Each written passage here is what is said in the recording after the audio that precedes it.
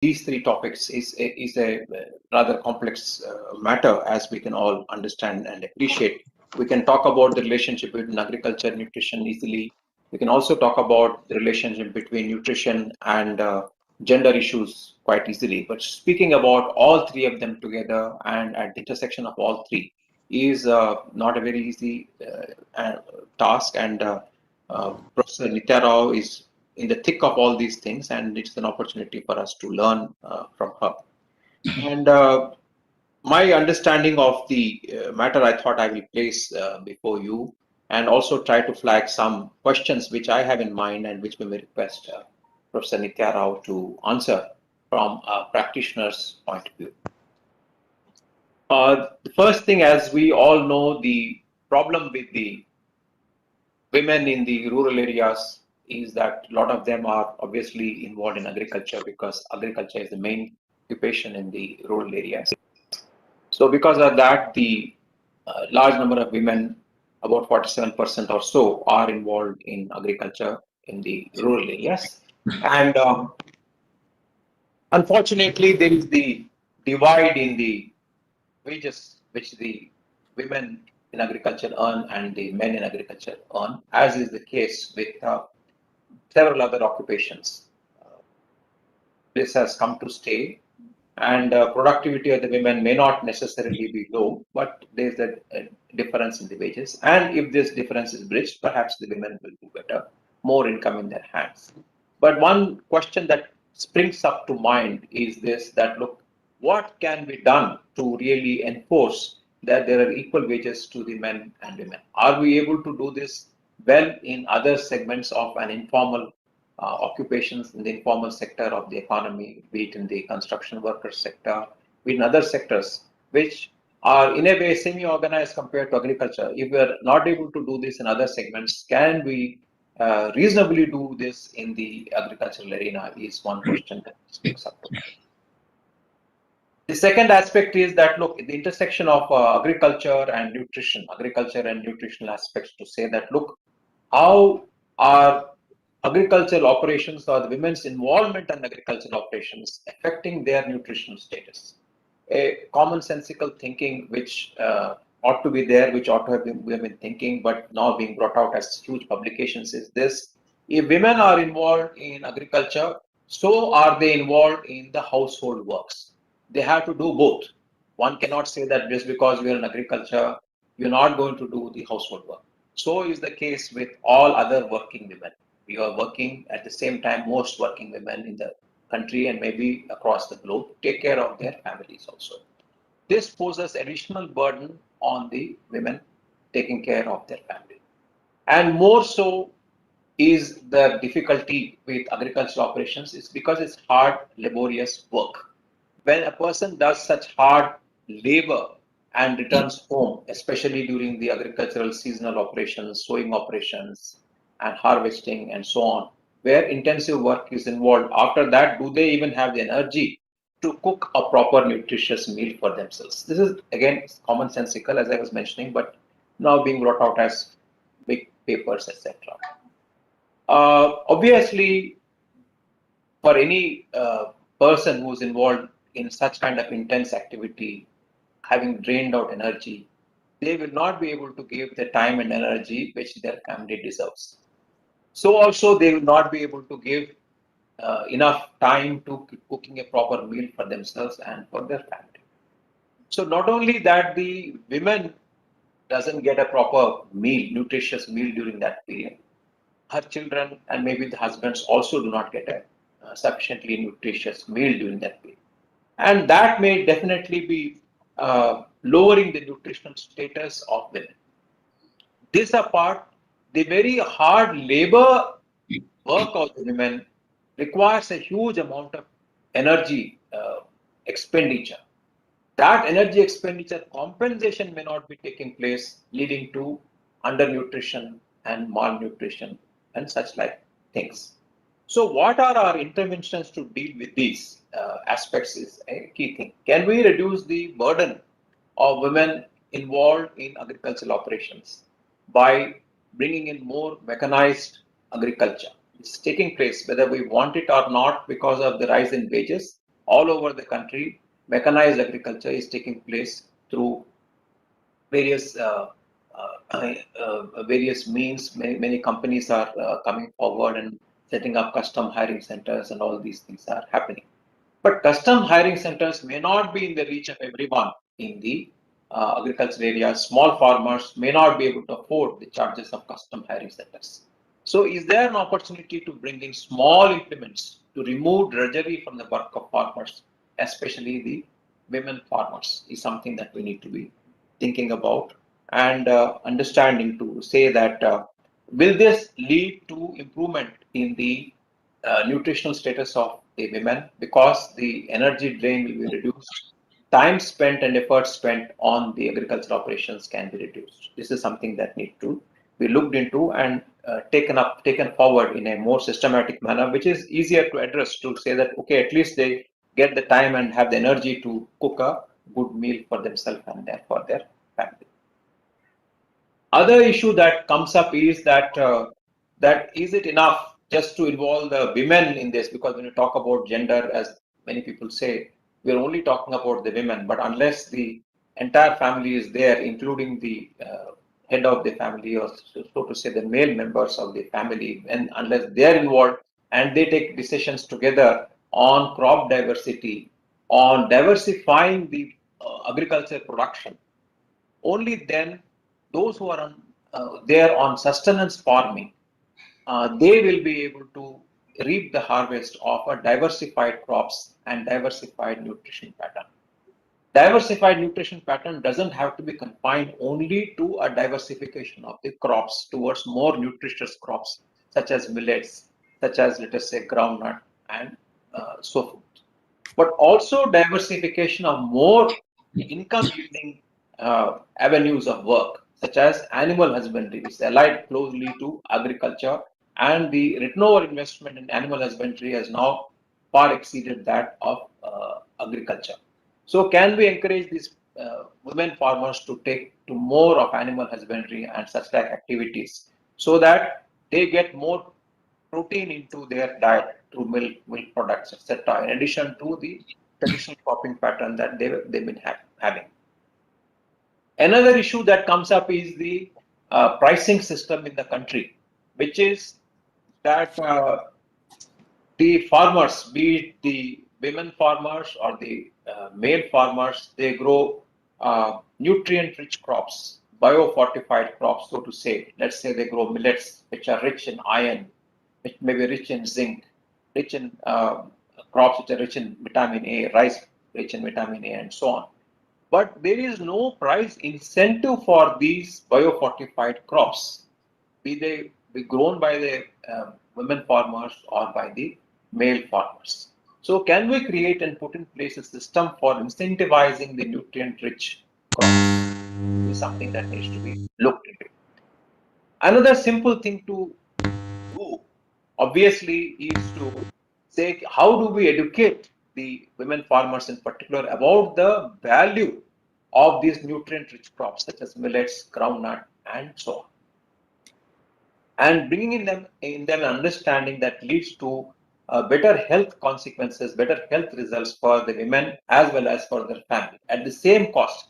Just the diversification of the cropping pattern leads to healthier soils, healthier uh, produce, and healthier bodies.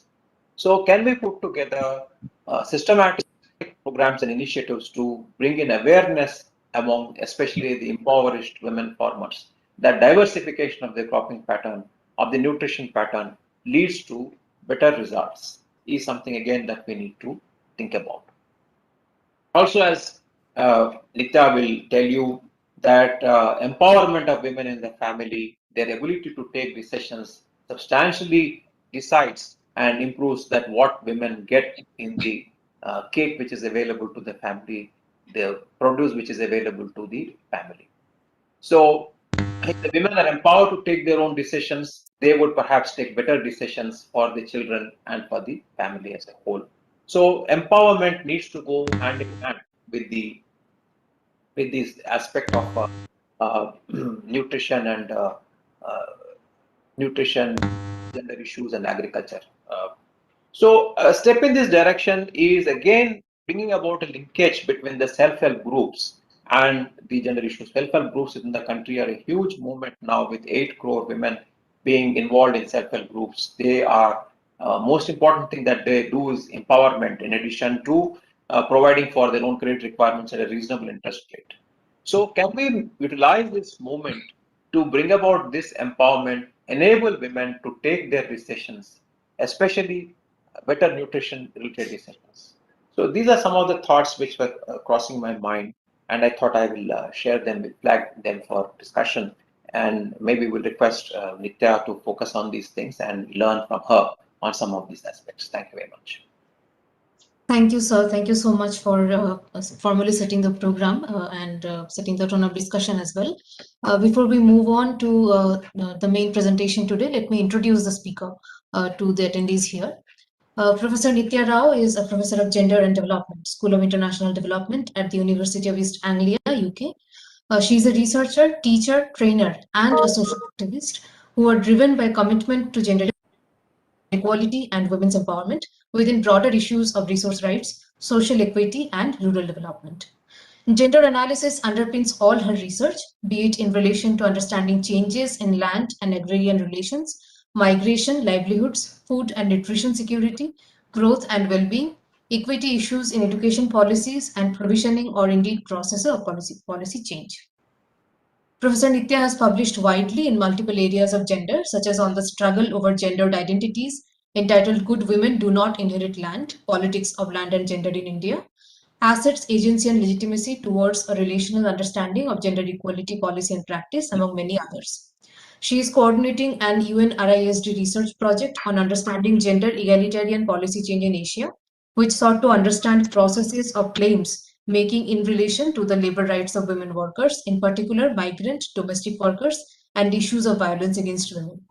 At present, she is engaged with two major research consortia and is responsible for mainstreaming a gender perspective in them. The first one is LANSA, that is Leveraging Agriculture for Nutrition in South Asia, which seeks to identify potential agriculture or food-based solutions to the nutritional problems in South Asia. The second is ASSR, or Adaptation at Scale in Semi-Arid Regions, a consortium under CARIA, Collaborative Adaptation Research Initiative in Africa and Asia, which seeks to understand the barriers and enablers of effective adaptation within dynamic and socially differentiated semi-arid regions. In 2016, with partners in Norway and Sri Lanka, Cambodia, India, Professor Rao conducted a cross-country project entitled Migration and Collectives as Pathways Out of Poverty, Gendered Vulnerabilities and Capabilities of Fishing Communities in Asia. She led the India component of the study.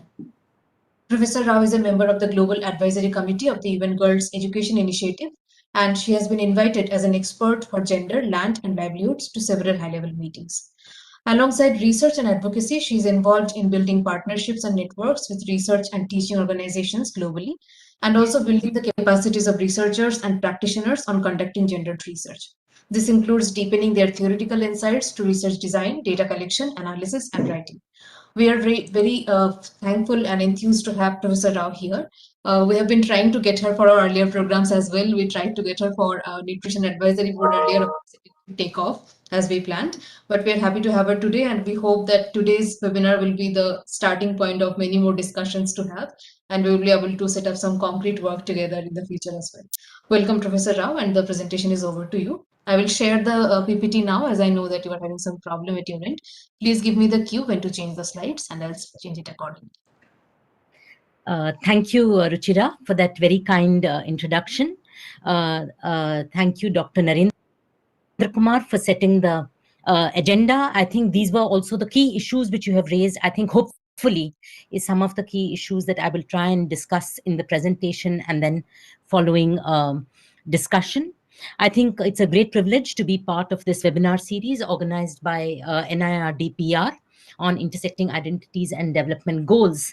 And as already noted, I'll be speaking about really the agriculture, nutrition, and gender linkages. So I would like to focus in terms of development goals on SDG 5, gender equality, but also in the context of SDG 2 on reducing hunger and food security.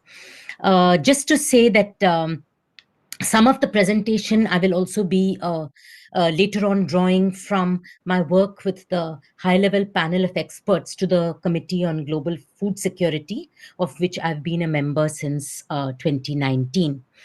So today's talk, I'll divide into 3 parts. First, I'll give some context about gender, the situation of gender equality, and how it's reflected in the data that we have on food security and nutrition. Then follow this up with some insights from the field. And I think you had mentioned, Dr. Narendra Kumar, about practitioners. Actually, before I took on an academic career, I was also a practitioner for many years in India. I started working with SEVA, which is Trade Union of Women Workers in Ahmedabad and Madhya Pradesh, and organized women BD workers in Madhya Pradesh, and later on worked with women farmers and particularly with tribal women, ST women in Jharkhand. And I think that is where I followed up with my PhD research, and my book is also based on my work in Jharkhand, with which I have kept in touch actually over the last 25 years. Of course, it was Bihar when I started work at that time. So, and the third part is really about thinking about some of the conceptual advances and how can we think more creatively in terms of policy and practice based on what we know from the field and also what we know conceptually. So next slide, please.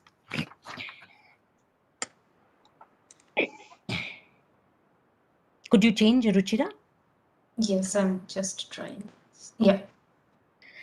So I think over the last 20, 25 years, actually 1995 was the 4th International Women's World Conference in Beijing, which was seen as a sort of landmark in terms of setting the agenda for gender equality and women's rights. Of course, there had been, since 1975 was International Women's Year, first announced by the UN, and then other conferences, but Beijing was really seen as a landmark. And 25 years have passed. And of course, in this 25 years, one of the key things that has happened is that people have started talking about gender equality.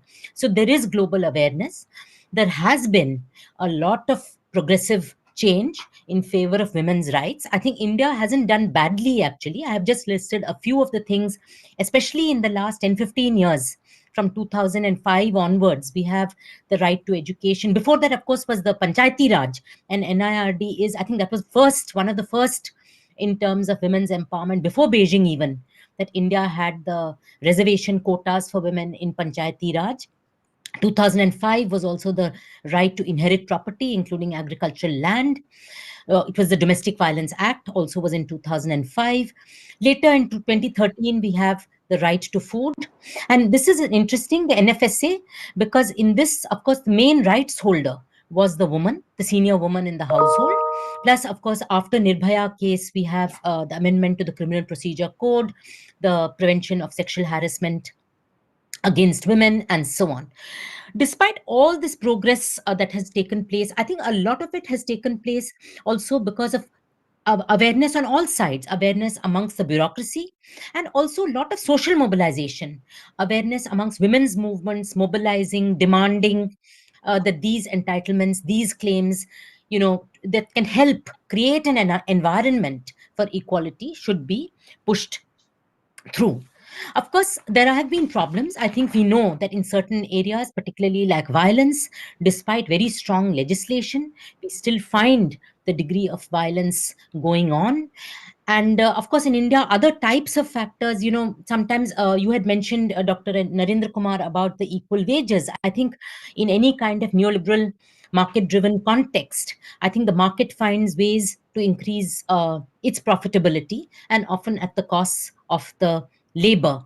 So I think there are these push forces which are pushing back on the gender equality agenda, which includes the whole sort of globalization issue. It includes also things like rising conservatism, rising conservative politics across the globe, which pushes back on women's equal rights. So apart from these broader macro trends, we do have several issues that remain still. Next slide, please. So one of the key things in India has been the sex ratio problem, or the son preference problem. And this diagram is taken from the Economic Survey of India 2018, actually. It was a very interesting diagram that kind of reflected, and this is from the text of the government itself, from the Economic Survey, that not just are child sex ratios which is a key indicator of women's status, that girls are not wanted, becoming more adverse to girls. But what this report, the economic survey, noted was that we have shifted in India from son preference to son meta preference. And what does this mean? So this is, they have got two indicators really. You have the sex ratio at birth, which was the normal indicator that was taken. And if we look at that horizontal line, the sex ratio at birth, you have some states of India, which are Kerala, Assam, mostly the northeastern states, Meghalaya, which are having a positive sex ratio. Most of the other states are above that line. So they have a negative sex ratio. And the further up you go, Delhi, Haryana, Punjab, these are the worst states in terms of this. But the other indicator which they introduced for son meta preference was the sex ratio of the last child. So initially, if parents have an equal attitude towards girls and boys, what happens towards the last child? And this is the vertical axis. And you see here that the situation is much worse, except for Meghalaya. All other states of India are on the right of the vertical line. That means by the time it comes to the second or the third child, I think parents are very particular that if they have only daughters, first child they may not mind whether it's a daughter or a son, but after that they definitely want a son. And therefore the attempt to make sure that the last child is a son becomes stronger and stronger. So this is a trend that has still persisted. It has not gone away with all the development that we have had. Next, please. So given that context, just some of the other things that I wanted to present to you, which I will talk about in this talk really in terms of the other challenges. And I think Dr. Narendra Kumar, you have set these out. One is that the devaluation and invisibility of women's work. And here I'll talk about both the agricultural work as well as the domestic or care work or reproductive work, the unequal access to assets. And this poor health and nutrition, I think, has been very much in the news more recently.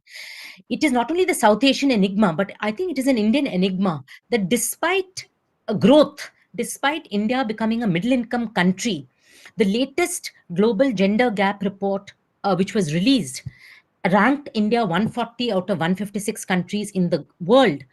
It has declined by 28 points. But apart from that, it is in the bottom 5 on health and survival.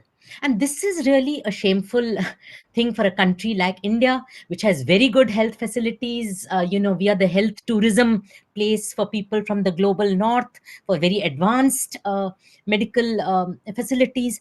It is in the bottom 5 on health and survival. And when we look at all these reports, the Global Hunger Index, India is ranked 101 out of 116.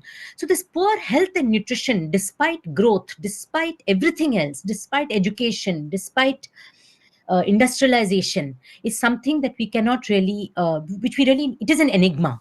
And this is something which is really pulling India down in terms of its global rankings. But this latest global gender gap report, it's also disturbing in another way, that apart from the health and survival, it is showing over the period of time, last 10 to 15 years, that actually labor force participation rate of women has gone down.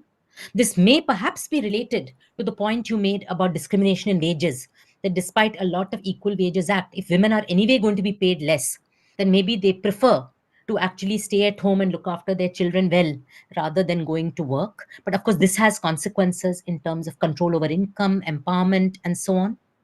There is also a decline in India in the women's share of earned income, and surprisingly and interestingly, also engagement with politics. I think even at the parliament level, though we have Panchayati Raj, which has been doing very well, but when we look at legislatures and parliament, actually the women's participation, women's reservation bill has not yet gone through, and also women's participation has actually in this latest parliament declined compared to the previous so, and of course, violence, as I said, despite having acts and despite having protective legislation, we find that incidents of rape, incidents of gang rapes in the public. So these are not just from a sexual point of view, but it is really a power relation. Gang rapes are nothing but exercising of male power over women. These are increasing. These have not declined. So this is, I think, a general challenges that we see, and I will try and unpack some of these as we go along. I think in terms of violence, we have also seen in the last 2 years with COVID, that WHO has put out statistics as well, that globally, with work at home and things like that, with loss of jobs, with decline in earnings, violence against women has gone up. So no law seems to be a deterrent to persistence of violence against women. Next. So very quickly, to give you some statistics on this is just a comparative table with rest of South Asia. And if you see that actually India is lagging behind even other South Asian neighbors uh, with most of these, with undernutrition and with anemia. Afghanistan might have changed in the last 6 months because they are now facing a very severe food insecurity. But these are figures from a few years ago, when even a country like Afghanistan was doing much better. Bangladesh, of course, we know has been doing much better. Even Nepal, all these countries which are poorer than India are actually doing much better than India in terms of their health status. Next, please. Now, here I want to just say something about intersecting identities. This was part of the title of the talk. That often when we look at, when we say something like, okay, women in India are doing worse than women in Bangladesh, actually, this hides, it covers up a lot of the granular detail and the diversity of India. And I think this is very important to take note of. So, for instance, the southern states in general, this is a figure of a map from based on Government of India data from by IFPRI on stunting, that is height for age of under 5 years. And if you look at the map, the red, of course, is the worst, where it is very high. So we know that the global reports have said, and including our NFHS latest report says that, all India stunting is about between 32, 33 percent of all children under 5 are stunted. But if you look at the red parts, that is actually over 50%. And if you look at the green parts, they are doing less than 10 to 15, less than 20%. So there is a lot of variation even within India. We see some of the districts of UP, for instance, Balrampur, Shravasti, Bharej, they all have rates over 60%. This is one aspect that in India, given the diversity, we need to have regional or state level or even district level granularity in terms of understanding some of these some of these disadvantages if we want to make change or make some effective interventions. The second example that I would like to take is that also even within a locality, there are certain social groups that do much worse than others. So my own experience has been mostly with working with scheduled tribe populations in Bihar, Jharkhand, Odisha, Maharashtra, Tamil Nadu, and so on. And we find that the wasting rates, that is the weight for age, within tribal populations is much more than within other groups. So even within a locality, even within a district, general castes or other backward castes may be doing slightly better than scheduled caste or scheduled tribe populations. So this is a second element. The third thing which I really want to focus on in today's talk is this puzzle that most of these households actually are rural and belong to farming families. So they're all cultivators. And I think this is where the link between agriculture, nutrition, and gender comes in. That these are all farmer households, these are all producing households. Why is it that these problems of undernutrition, anemia, are so severe within these households? So they are producing. Why are they not consuming what they are producing? Or what is it that they are producing? Is it not the right things that they are producing? I think it takes back to some of these questions about what are the crops, who's deciding, how much is sold, how much is kept for consumption, and so on. So I think this is really the puzzle when we look at India in a more granular way. Next, please.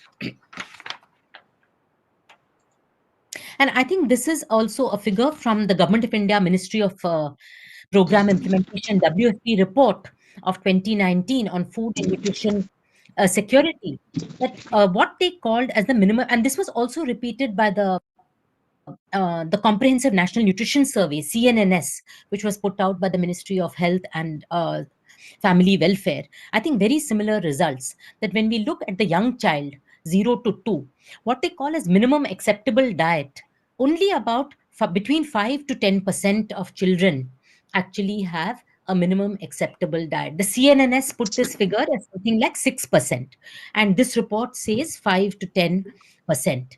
So when we look, and this is part of the, I think, understanding that what is happening within that 0 to 2 age group, or what they call as the first 1,000 days. And I think this is where gender comes in, because a child of that age, 0 to 2, is obviously needs the mother. It is not able to feed itself. It is not independent. And I think this is where the relationship between the disadvantages that the mother faces, the constraint that the mother faces, and also, of course, the contributions of the father, I think, as Dr. Narendra Kumar pointed to, become very important to understand why is children under 2 actually less than 10% having a minimum acceptable diet. And apart from this, another interesting statistic from this report is that for the poorest 30% in India, consumption of all food types for everybody, men, women, children, is below what NIN has called, National Institute of Nutrition Hyderabad, the recommended dietary allowance, RDA. So you have below RDA for the poorest 30%, almost all household members. And an interesting thing here that I found from some of the NIN data when I was looking at my own work with scheduled tribes is that actually on many of these indicators, men tend to do worse in terms of dietary diversity than women in tribal populations over the last 20, 30 years. The situation has worsened. And this is, I think, linked to male migration, that at least in these tribal areas where there is some natural resources, some forests, some common property resources, there is some greens, mushrooms, bamboo shoots, forest products, fruits that are available if the women have time to collect them. But these are not really sustainable from a livelihood, from paying health expenditures, education expenditures. So as we know, we saw in COVID also, a lot of these men migrate to other areas, mainly in southern India, Kerala, Tamil Nadu, Maharashtra, Gujarat, to work. And there, their conditions are even worse. They have just a carbohydrate based diet with absolutely no affordability for fruits, vegetables, meats, egg, fish, and so on.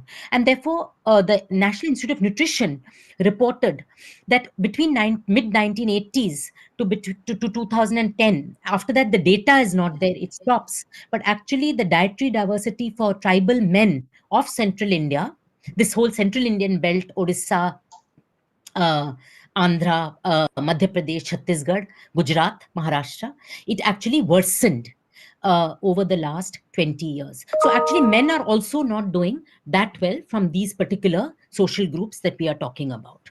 Next, please. So I think, what does this kind of context in terms of the differentiation by social groups, differentiation by location, what does this tell us about meeting the development goals? And I think I'll try and answer some of these questions in terms of how these experiences are gendered. They're differentiated also by social identity. So within gender analysis now, we very strongly argue that we should not just look at it even as men and women, but we should look at which type of men and which type of women are we talking about. So amongst women, for instance, somebody like us who are in this webinar, who belong to the middle classes, we are educated, we have enough food to eat, are very different from maybe some of the scheduled caste, scheduled tribe women in remote rural locations. So even between women, there is difference. By age, there is difference. By location, there is difference, and so on. So women in Tamil Nadu, even rural women in Tamil Nadu, I did one study comparison with UP, are much better off than rural women in UP, for instance. So I think we have to be very aware of these differences of social identity and location. And then finally, I think we will try and look at some of the mechanisms, I think, given that you are at NIRDPR, for addressing some of these differences, and how do we adopt or move towards much more integrated and systemic approaches. Next, please. So I'll try first to give, based on a lot of research literature, I think there has been some effort now to look at these interconnections. And I think, as Dr. Narendra Kumar pointed out, that a lot of the effort tries to link two of these phenomena, either agriculture and nutrition or nutrition and gender, How do we link the three of them together? So I think, just to give some background, I think a lot of the literature around agriculture and nutrition, it basically sees that the number one point pathway is that agriculture produces food. So if you are a farming household, you are cultivating, you are producing food. You can either consume it or you can sell it and get an income out of it. And this way, it can contribute to nutrition either directly through food or through the income it generates. Of course, we know that this is not working, this link, because there is an issue of seasonality, very important. I think in a lot of tribal areas that I have studied, but also other areas, they always say that the monsoon period or the peak agricultural season is the hungry period. This is because by then they have finished off the stocks, whatever they may have had from the previous harvest.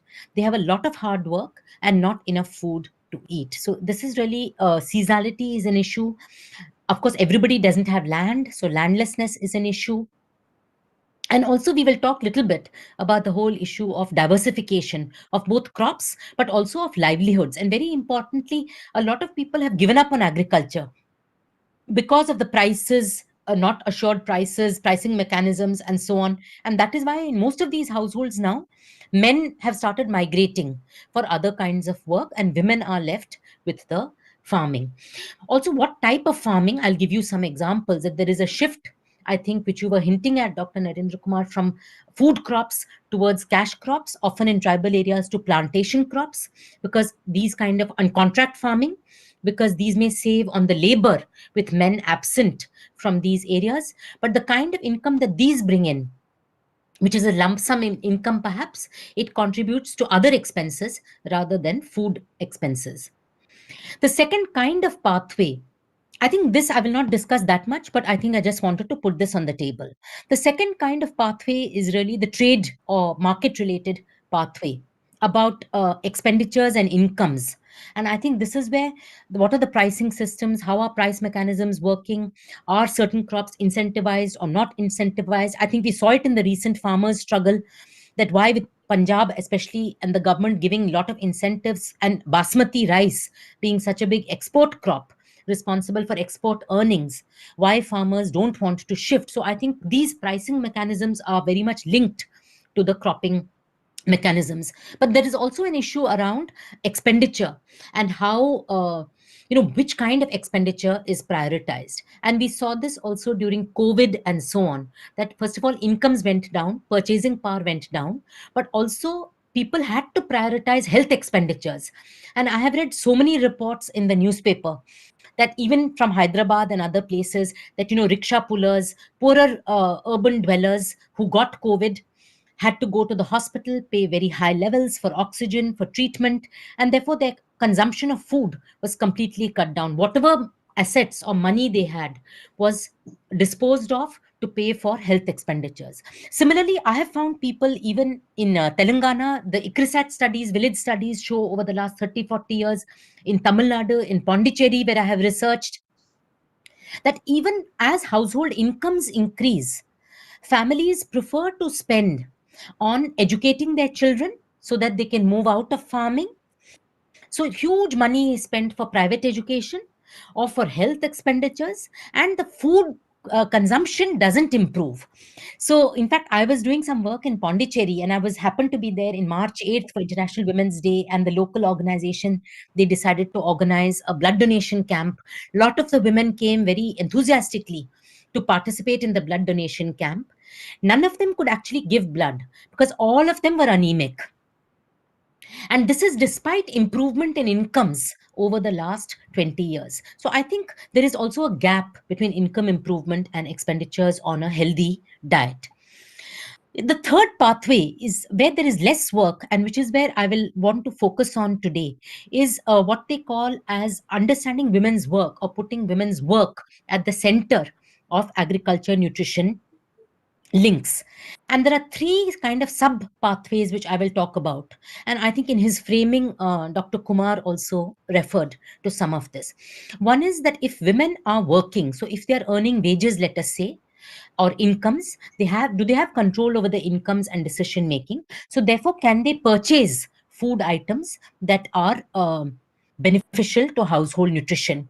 And I saw this again in many parts. In Dharwad, when I was doing some work in northern Karnataka, the women said when they were being given some awareness on nutrition, they very blank, straight away they told us that no, you're giving us all this nutrition information, but actually the marketing or the shopping is done by our husbands.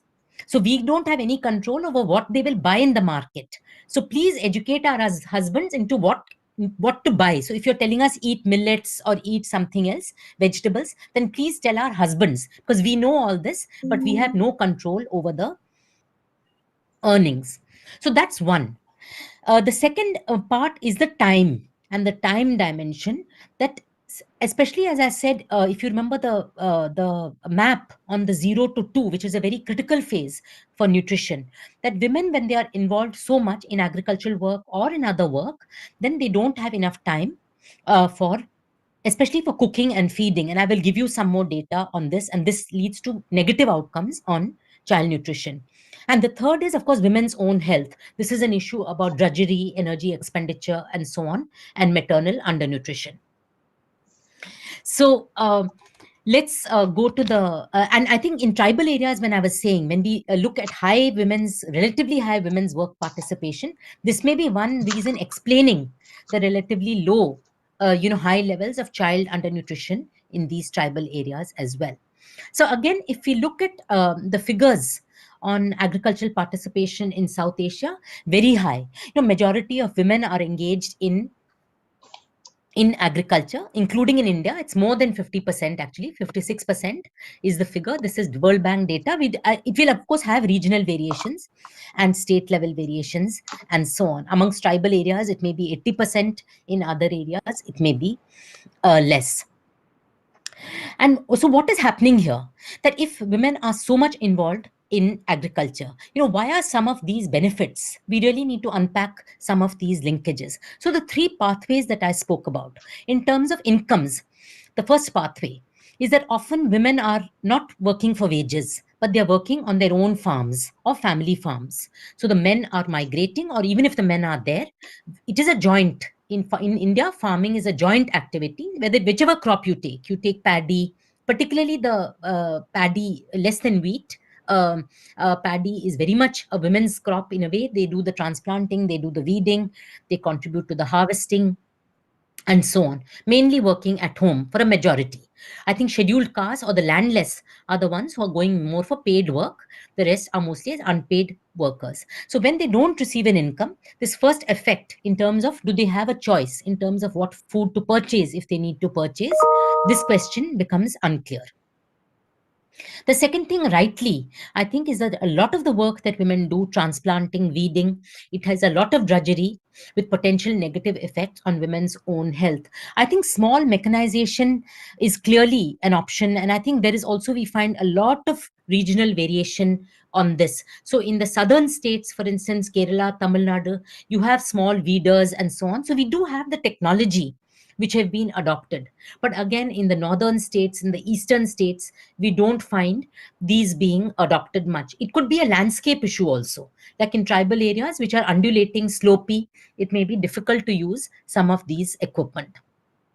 And the third, of course, is the additional burden of domestic or care work and very little support with that. Next, please. So I think before going into some of the data on this, I just wish to, just reiterate this point that in all the discussion or the examples or insights that I give, it is very important to look at, what is driving women's work, its time and intensity of women's work. It is about seasonality. So all year round is not the same pace.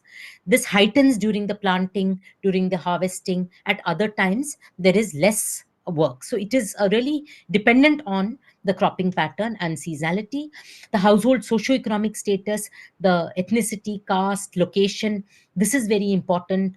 What is the composition of the household? So is there an older person to look after the children? Is it a nuclear household? What is the age of the child? These are very important.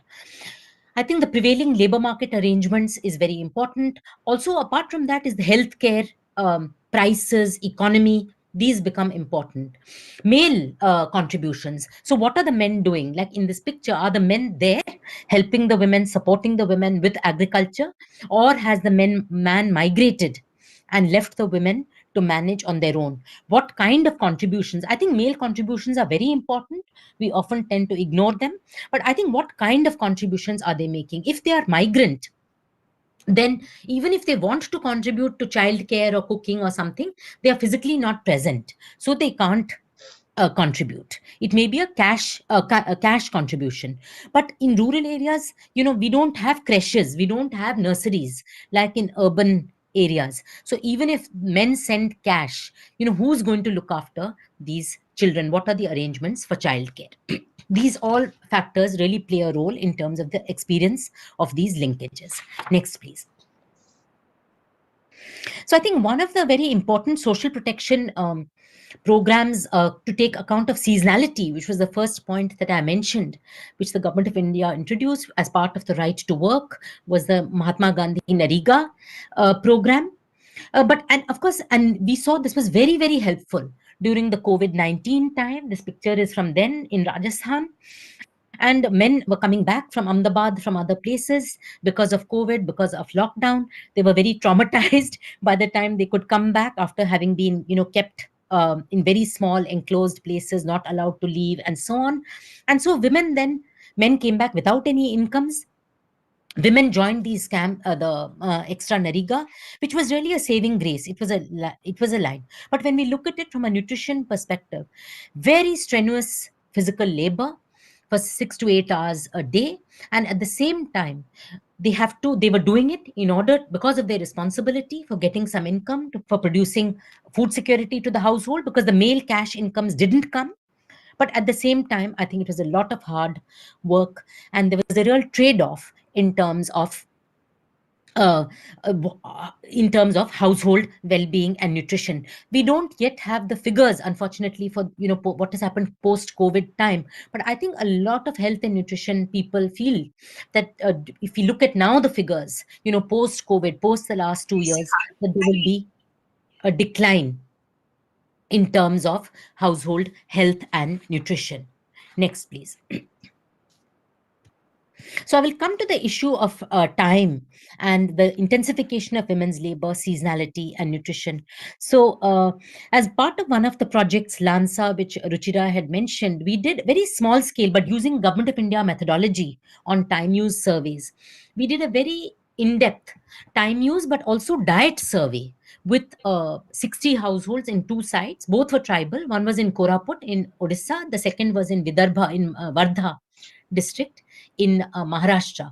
And we repeated it with the same households over 3 seasons, agricultural seasons: planting, harvesting, and the lean season.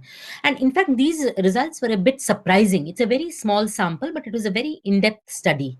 That when we look at the total time use, as per Government of India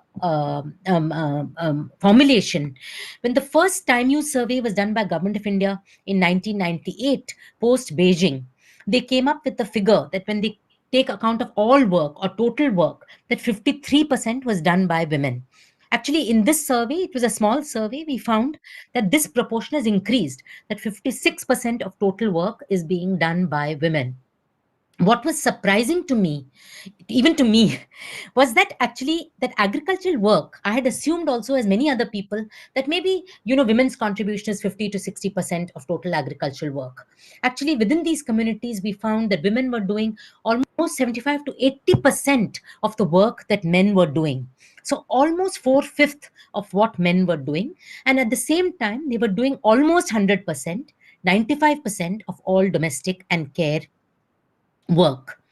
And therefore, the time deficits for care work were much more intensive uh, during these peak seasons, but also particularly for women from landless and marginal households. And this is because these women were going as wage labor. And when you go as wage labor, you receive an income, but you have to work the full day. You cannot come back in between to look after your children and so on. And actually, we quantified it that almost if 4.5 hours of time is needed for collection of water, firewood, cooking, feeding, and so on, that almost 30% it declined during the planting and harvesting seasons. And the other thing we found in terms of women's own health, and this is contradictory to all research on seasonal weight losses. There have been a few research, mainly in Africa, which looked at seasonal weight gains and weight loss in terms of body weight. And actually, in Africa, they find that this is much more for men, because men's work is seen as more intensive during the peak seasons, and then during the lean season they have time for recovery. But actually in India, we in our sample it was opposite, that we found that women are encountering greater seasonal weight loss, and this is because of intense activity during these seasons, as I said, planting season, but reduced consumption, because there is both not enough food, but there is also not enough time for cooking this food. Next, please. And I'll just give you some examples from our data on Koraput, that this was using the time spent on SNA. SNA is the productive work or the system of national accounts.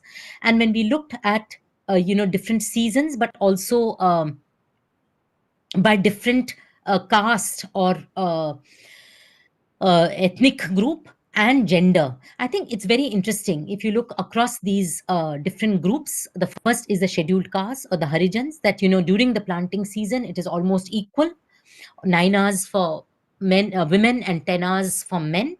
But during the other periods, women's work participation is coming down. This is partly because most of the scheduled caste men are migrating, and therefore women have to stay at home to look after the children and any other small work. Then the three are tribes: Bhumya, Gadba, Paraja are all tribes, but they are different kinds of tribes. The Parajas are the landless, the poorest amongst these tribes. The Bhumyas are the ones with land holding.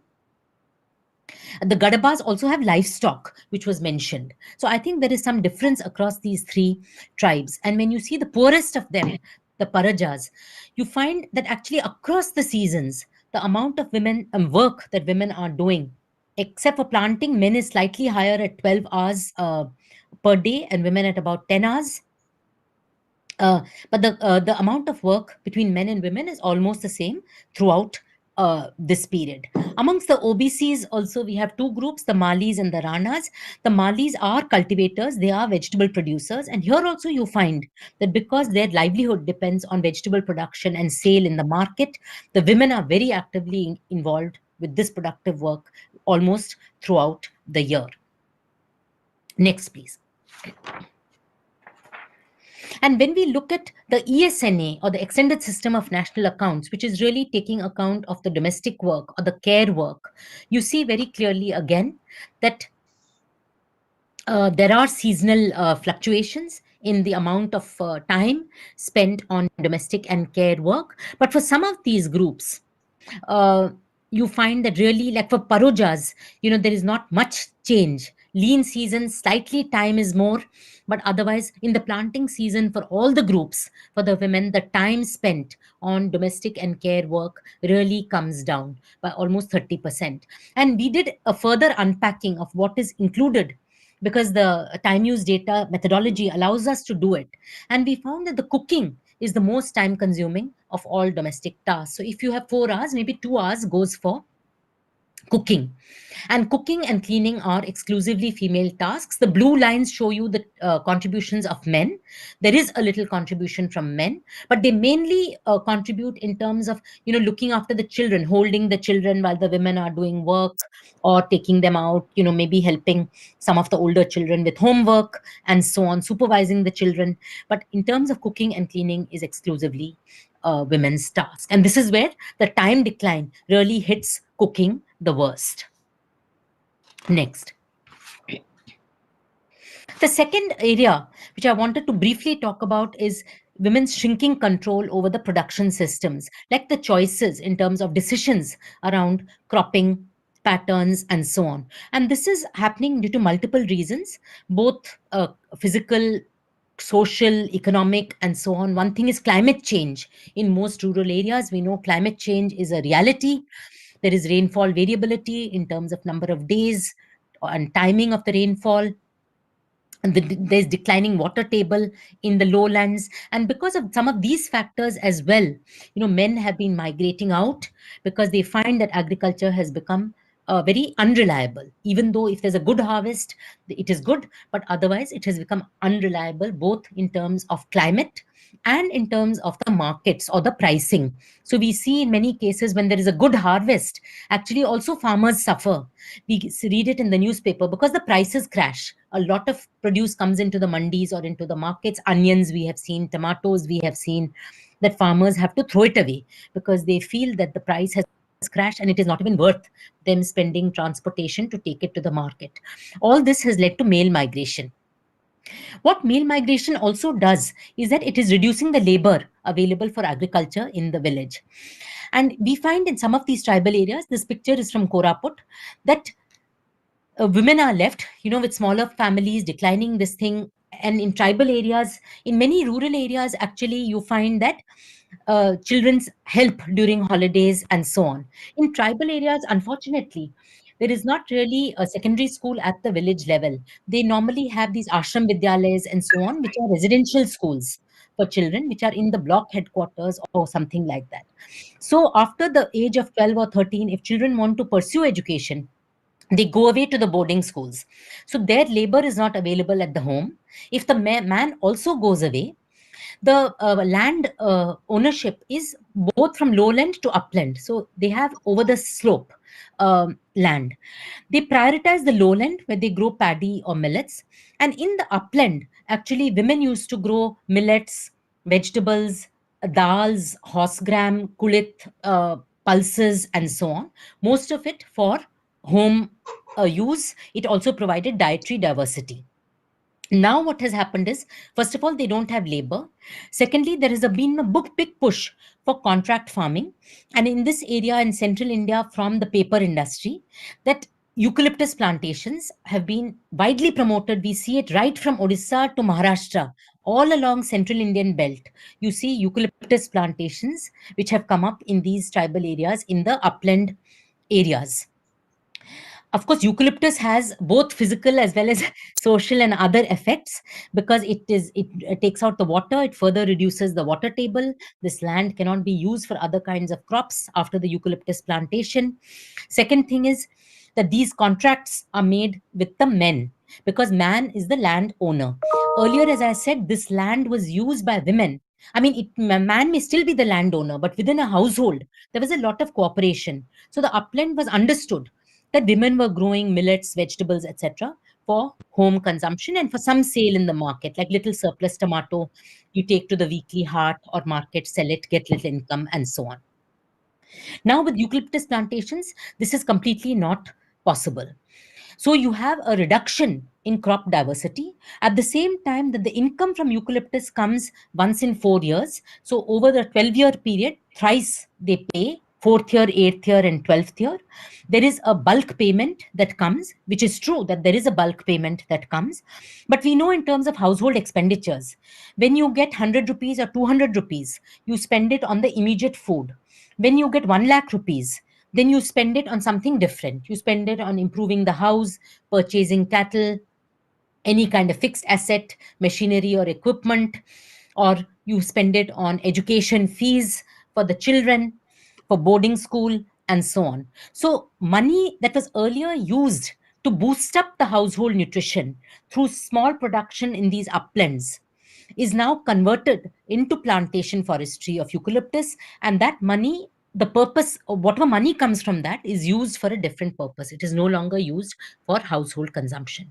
The other thing that has happened is that also there has been lot of changes in terms of the forest regulations, in terms of access to forests, the laws and policies, that many of the common property resources and water bodies which people depended on have now been converted into reserved, and so on. And this leads to declining access to what we call as uncultivated foods or forest foods, which really contributed a lot to the nutrition of these households. There is an increasing dependence on the public distribution system under NFSA, and this has been a savior. But of course, we know that the public distribution system has mainly been focusing on cereals, not on dietary diversity. So there is no way. This discussion has now come up after COVID. Many state governments started giving some dal, oil, and so on, also through the public distribution system in order to create a more balanced diet. Next, please. And the third issue that I wanted to talk about here is also in terms of culture and social practices. And I think this was an issue, probably a question also raised by Dr. Kumar about awareness and value. And I think food is something which is very much linked to status. So what food you eat is seen as a status. So we always say, he had raised the issue of millets, that many of these communities used to eat millets, but at that time we used to see millets 30-40 years ago as very low status food. Only poor people eat it. Upper class people don't eat it. As the awareness has grown, people like us have started eating millets.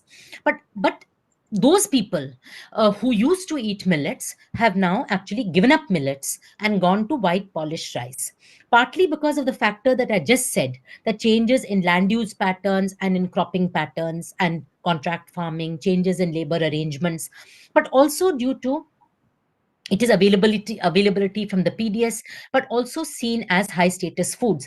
Now, many of us would have heard that from the hills, Uttarakhand and so on, where there were a lot of, again, ragi, mandwa, bhatki dal, local dals, and so on. They have all moved to Maggi noodles. And the reason for Maggi noodles is that one is firewood, secondly time, that it's 2 minutes and you can cook it in 2 minutes, and it has some spices, masala, children like the flavor of it, but nutrition wise it is really into very low, but it is seen as, it is advertised, you get the advertisements in the TV and so on. So these are seen as high status foods, elite foods, urban foods. So rural people have also, as markets have penetrated, you find, I was in Uttarakhand last year in April in 2021, just before the second wave, and even in village shop you see crisps, chips, you see Maggi noodles, you see Coke and Pepsi, and these are the things that even children are wanting. I have seen this in my work in Africa as well, that children in very poor villages where I visited in Kenya, they were saying they were used to run behind us and say Coke, Coke, Coke. They wanted Coke. Now Coke is empty calories, it's not really a nutritious drink. The prices, and because of markets, I think these goods have become cheaper, whereas vegetables, fruits, meat are really not affordable. The other thing that has happened linked to status is also, to some extent, influence of religion. In many of these tribal areas, I think there has been a lot of campaigning for vegetarianism, and giving up. As I said, that in these scheduled tribe areas, because they had access to forests, people would often have, during the month of Chet, for instance, April, there would be a ritual, which was ritual hunt. Nowadays, not much animals in the forest, but some small things, some khargosh, some rabbits, some things. So they had some sources of protein, from the field during the monsoon period, some small fish, prawn, snails, and so on. Now that they are being told, especially these upwardly mobile amongst the tribals for status reasons, like the Bhumiyas I mentioned, who are landowning, they have really come under the influence of this and said that we should become vegetarian. That gives us better status, higher status. It can help us move up in the social ranking.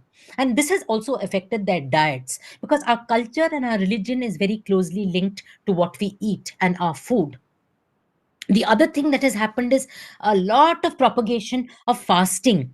So I found, whether it was in Maharashtra, whether it was in Odisha, people are, men also, not only women, men also are fasting 1 day a week, 2 days a week. These are already undernourished people. They're already working very hard in the fields, and on top of that, if they are fasting so much, I think this also affects their nutritional status. So I think there is a real tension and a trade off between some of our status giving practices in India, for women particularly, who are sort of seen as the, if you like, repository of status. And spoke to some of these people, in these areas, and they said, nay, sometimes if men have hard work, they need not fast, but women must fast. So this rule, or the social norm, is much more stronger for women. Okay, next please.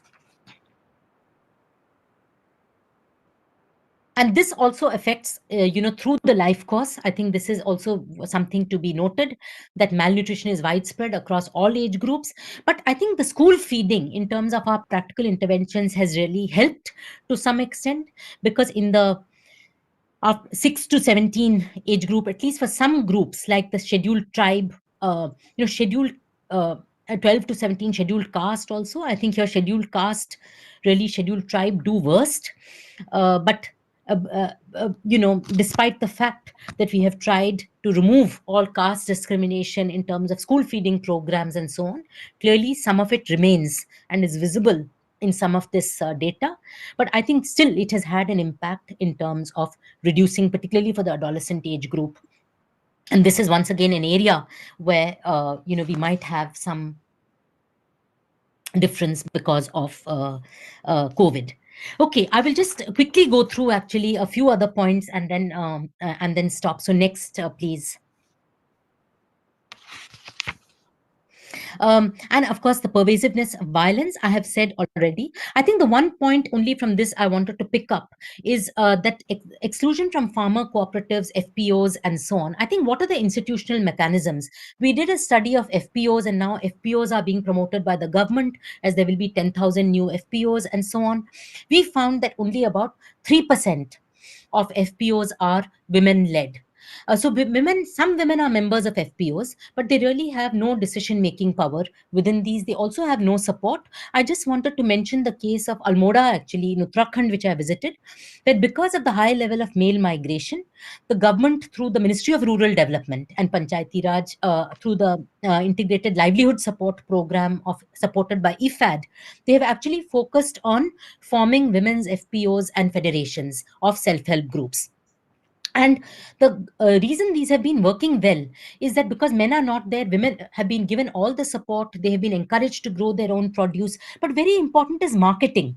Here they had a tie-up in Almora with the Ministry of Women and Child Development, where for Anganwadi centers, they are purchasing this nutritious meal from the Women's Federation or the Women's FPO, and which is including many of these traditional goods, the bhatki dal, the mandua, ragi, and so on. This is a very innovative model. And actually, here also there is a lot of pressure. Like last year in 2021, there was pressure on Ministry of Women and Child Development to put open tender for purchase of inputs for nutritious meal for the Anganwadi centers. And actually, all these women's federations supported by civil society, they really protested. They said that if you don't purchase from us, then we will not be able to compete in the markets. There will be a negative, because once contractors and private players come in, they will purchase from the Women's Federation, but at a much lower rate. So even though there is some problem that government payments take some time and so on, these FPOs of women have been able to survive because of marketing support. Now, as the government is pulling back on the marketing support, many of these FPOs have also started admitting men as members. And I was a bit upset, but also saw this is the reality, because women are not so mobile. These are hilly areas, distances are long, they have to come home at night, that it is the men then who go to explore other markets. So now almost 10% of these women FPOs, 10% of members now they have included as men in order to help with the marketing. So I think when we think about women farmers, giving them rights, improving nutrition, which they were trying to do, I think public policy is very important. That how do we look at public policy that can enable these women's empowerment and also nutrition at the same time without disadvantaging them. Okay, so I will just quickly go through, because I think we have more or less finished the time that I had for my talk. So if you can just, I will skip the next two slides just very quickly in terms of the impact of COVID-19 and what it has done. Actually, maybe later on you can share, there is a link to a little film on the previous slide, which I had made last year in July with fishing communities in Tamil Nadu, where actually they were talking about indebtedness due to COVID, how all rural women I have found, and this was fishing women, just a 1-minute film, where they actually say that, there was no money, there was no transport, we could not go out to sell fish. They sold all their assets, whatever jewelry they had, and they are all deeply indebted in order to produce food for the family. Next, please. So I think in terms of just coming to the last part, which is on how do we conceptualize in terms of the policy link from the evidence that we have. This is from the high-level panel of experts report to the Commission on Food Security, report 15. Where we basically thought that there are 4 pillars. One is the right to food, which India has done well on. Secondly, we widen the understandings of the different dimensions of food security and adopt a systems approach, which is very important, and think about how does this understanding lead to certain critical policy shifts. So next, please. India has done, as I said, we can move on to the next, has done well in terms of the National Food Security Act. And these were the 4 dimensions. This is a definition from FAO that food security is a situation that exists when all people at all times have physical, social, and economic access to sufficient, safe, and nutritious food that meets their dietary needs and food preferences for an active and healthy life. It was thought of in 4 dimensions. The availability of food, that was by the focus on production, the access to food, a public distribution system, getting food to people, and so on, purchasing power, utilization. This include the enabling environment in terms of water, healthcare, and the short-term stability. And we have added 2 more, that with the context of climate change, we have to look at long-term sustainability as well, not only short-term stability. So it needs to be, resilient to climate, the kind of food that is produced. And finally, that people's agency, in terms of what they want to eat, what are their traditional practices, rather than imposing the status, let people also have some choice about what food to grow, how to consume it, what to consume, and so on. And how do we facilitate this process? Next, please. In terms of a systems thinking, I think systems thinking can be at 2 levels. One is at the individual household level. And this is a diagram taken from the World Food Programme report on India, that if we look at the livelihoods, I think I would really want to bring attention to the 3 yellow rectangles, that what contributes to food security is not only the access to food, but it is also the care, that how is this food converted. When we talk about care, we talk about cooking, we talk about feeding. How is this household food converted into actually something which is individual food intake, which leads to food that can be consumed? Because you may have the raw materials. In Nepal, there was a famous study that there was food available in the house, but because there was no firewood to cook it, people were hungry. They could not eat. So I think one is food access, second is the care practices that help to convert this food, and finally the enabling environment. If you have food you consume, but if the water quality is poor and you're constantly having diarrhea or you're constantly having worms, then this is not going to improve your nutrition status. So you may eat a lot of food, but you may not be able to utilize it or absorb it. Next, please. And I think this is something that I have already said, that this is where we felt that if we take these 2-3 boxes together in terms of individual food intake, access, plus the care practices, then women's work comes at the center of understanding the linkages between agriculture, food production, and consumption or nutrition. And of course, this is mediated by the household socio-economic status. What is the caste? What is the position? What is the class? And so on. To some extent, it can be mediated by our social protection programs. So where we have like the public distribution system or Anganwadi workers or midday meal scheme, these can to some extent, override the negative impacts of poverty or household status. But this also then has an interaction, this food security, food consumption, and women's work in terms of women's own health. So I may be eating food, but if I'm doing much harder work compared to what I'm eating, then it can affect my health negatively, but it also affects the time available for care. And through that, indirectly, it also affects child nutrition. Next, please. The non-food factors like water, sanitation are very important. And I think the government of India now has been paying a lot of attention to drinking water supply, to toilets, and so on. But there is some there are some problems, of course, outstanding, that the toilets have been constructed under Swachh Bharat Abhiyan, but there is often no water supply. And I have seen in many areas that there are small tanks built next to the toilet, but the women actually have to collect water from the well to fill up that tank, which can be used for the toilet. So it is once again adding to the work burdens. These are not cleaned, maintained, and so on. And also, while India, we have no discrimination by caste, so to access to water like this, all castes can come, but within the village or within these communities, because of social hierarchies and rankings, they have some kind of norms, that the upper caste can take water first and then the lower caste can come afterwards. As I already said, that some of these scheduled caste other women are the ones who are working as wage laborers, so they go away early in the morning to work. They have no time to wait for collecting water at the end, and therefore they end up using unsafe, they continue to use unsafe forms of water, which further affects their nutritional status. Next, please. And at the systems level, I think this is where we get some insight into policy, that we need to recognize that there are multiple drivers to food systems, but also the middle layer is really that a food system is something right from production to the value chain, to storage, to packaging, marketing, advertising, and to consumer behaviors and the choices that people make. So there are many points which get affected by different things, by demography, by sociocultural factors, by political factors, by economic and price factors.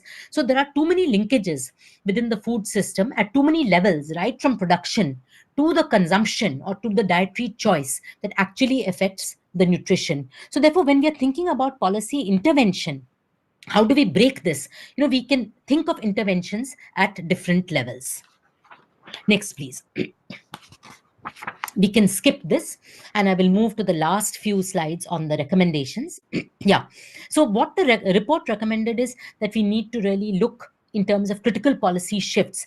We need to look at food security and nutrition not only as a health and nutrition or agriculture issue, but actually as a system interconnected with other systems. I think the DG correctly pointed out in the starting that pricing, economic incentives, demographic patterns, educational policies, all these are very important interconnected sectors. Secondly, we have focused on reducing hunger and undernutrition through our public distribution system, but we also need to think about all forms of malnutrition. The figure I showed you in the beginning for India is shameful in terms of anemia, highest in South Asia, bottom 5 in the world out of 156 countries. So we really need to think about dietary diversity. It is not enough for rice or wheat or some cereal to fill our stomachs. This was important to remove hunger and to get energy. But energy is not enough. We need to address protein deficiencies. We need to address vegetables, fruits, micronutrients as well. Third is we need to think about the whole food system, not only agricultural supply, but also about purchasing power, health expenditures, other kinds of aspects of the food system that needs change or transformation. And I think in order to do this, we were often going with global solutions. And I think now increasingly we realize that given the diversity, and particularly in a country like India, we need much more context specific and diverse solutions, solutions that are suitable to a particular context. Next, please. Next, please. So there are three kind of things that I want to finish with in terms of what we need to do. One is, and I think NIRD PR is in a good position actually in this domain to actually think about some of these issues and perhaps make policy recommendations or within their training programs and so on. One is the recognition of women as farmers and agricultural workers. I think the National Policy for Farmers 2007, which came out of the National Commission for Farmers, it recommended that any person in a rural area, man or woman, who is engaged in any kind of agricultural activity with a very broad definition, whether it is collection, poultry, forest produce collection, livestock, farming, should be considered as agricultural workers or farmers. And it should be the panchayat that actually gives some kind of identity card so that these women, and this should be acceptable to banks and other institutions. So this has not happened. That you need the identity, the recognition as agricultural workers. We keep talking about land rights. land rights cannot happen very easily because it is much more complicated process. It is linked to inheritance. It is linked to Hindu Succession Act and so on. Many men may be unwilling to hand over land rights to women. But this is a simple way recommended by the National Policy of Farmers to give women identity as farmers, as workers by the panchayat. Panchayat knows what woman is doing what work. So any woman who is working in agriculture related activity should be recognized. And this might help to remove inequalities in access to assets and perhaps in terms of wages. Wages is a much more complicated process in terms of, because it is also driven by external market related factors, but it is possible. And the Mahatma Gandhi Nariga, I think one good thing that has happened by Mahatma Gandhi Nariga is that it has at least equalized, created minimum wages for men and women for these activities, even though now we find that it is mostly women who are working in Mahatma Gandhi Nariga because men don't want to work at the same wage. They want a higher wage than that. And I think panchayats really need to be strengthened. What my observation is that compared to what Panchayati Raj was 1990s, 2000s when it was set up, it was doing very well. Today, the panchayats are much more weakened. We found that in a lot of area with COVID, for instance, panchayats were not in a position. Some panchayats, yes, in some states, that is a lot of difference, a lot of diversity. But in many cases, panchayats were not empowered to take decisions, for instance, for storage of grains. Panchayats should be empowered to actually, for food security and nutrition, for seeds, for grains, for value addition, for storage, for instance, drying of vegetables. Traditionally, our grandmothers and so on, one way of maintaining dietary diversity was sun drying during the season, achar, and keeping it for other seasons when those vegetables or fruits were not available. Pickles. Now, nobody has time to do all of that. Can the panchayat really organize and think about dietary diversity and improve nutrition at the panchayat level? And also ensure women's representation, of course, at the decision-making bodies. Next, please. Secondly, agricultural policies and programs need to be gender sensitive. So one thing which we find in all the discussions on, cost of cultivation, C2 plus 50, minimum support price, I find that, women's labor is not calculated in calculating any of these costs. As I said, women are mainly unpaid labor. And this really, if we take the true cost of women's labor in the calculations, then all these prices will actually go up. It will also give recognition to women as workers, set a price or a cost for their family unpaid work. I think agricultural extension workers to also engage not just with the mainstream crops, but also with the crops, livestock, very importantly, which are controlled by women. We find at the present that there is very little extension advice available for millets, very little extension advice available for dals or pulses, very little extension advice available for vegetables or horticultural crops. It is mainly for rice, wheat, seeds are given, the blocks are organized, agricultural extension for the main crops, but not for any of these other crops which are controlled by women. I think drudgery reduction is, we cannot emphasize it enough, especially in post-harvest processing and storage. Unfortunately or fortunately, under the Ministry of Agriculture, the Indian Council of Agricultural Research, ICAR, one of the institutions based in Bhubaneswar, this was set up in the 1980s itself, when this issue was recognized in the 6th plan. That 1980 to 85 6th plan actually recognized for the first time women's role in agriculture and rural development. And at that time, they set up the SIVA, the Center for Women in Agriculture in Bhubaneswar. This is one of the ICR institutions. They have been doing work on drudgery reduction. Unfortunately, it has remained confined to SIVA. The SIVA has not been able to mainstream some of these technologies, research approaches within other institutions of agricultural research and extension, agricultural universities, and so on. Okay, next, please. And I'll conclude with that, that the social protection And public investment also we need to think about. I think this was a point mentioned, that how do we reduce women's time burden and expand choices. So I think one thing is like PDS, which I already mentioned, and during COVID this has become very obvious that apart from rice and wheat, we need to expand the food basket. There is an option to do this within the National Food Security Act. So Karnataka gives ragi, now Odisha is also included some forms of ragi and millets within the public distribution system. I think this governments to give credit, some of the schemes like Ujjwala for cooking gas, drinking water scheme. I think these are very good in terms of innovations to reduce the drudgery and also the time expenditure. And we need to have it in a much more joined up way. I think some of the problems that are coming up with Ujjwala is that, one cylinder is given for free, but after that, women are, because of the shrinking in purchasing power and the consumption choices, not really able to purchase other cylinders and so on. So I think we need to give some thought to improve this. The other last point and very important point is, when we talk about care work, I had mentioned earlier that in urban areas for middle classes, we have childcare services, Montessori's, nursery schools. We can hire domestic workers, ayas, and so on. But in the rural area, the 0 to 2 is a very critical period. And we have a very good program in India, the Integrated Child Development Services, ICDS, which has Anganwadis across the country. But Anganwadis have become source mainly of giving the nutrition and immunization. One of the purposes of Anganwadis was also child care.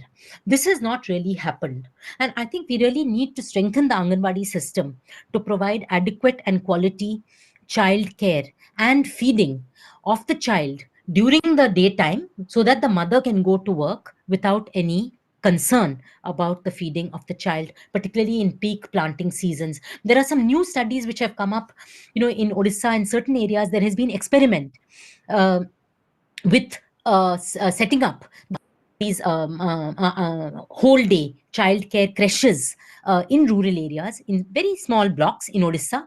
And this is having very good results in terms of child nutrition. So I think we know that we have solutions, but how can we really invest?